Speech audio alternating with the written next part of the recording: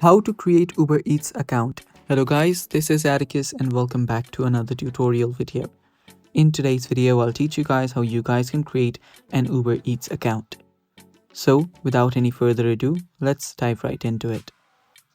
First step, you can either open up your Uber Eats app or you can simply head over to your web browser. After you do any one of those, first if you're on your web browser, search for Uber Eats sign up. After you search for that, you can then head over to the website of Uber Eats. So let me just open it up in another tab. There we go. And right here, you'll find the sign up option on the top right. Tap on sign up. After you tap on sign up, here you will see the options that you'll have to log in, or to create an account. You can either use your phone number or email or simply continue with Google.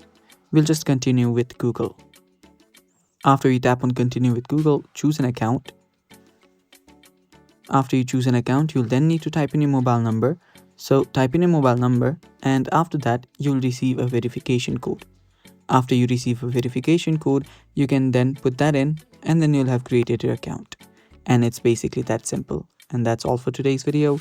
Thanks for watching. Stay tuned for more, and bye-bye.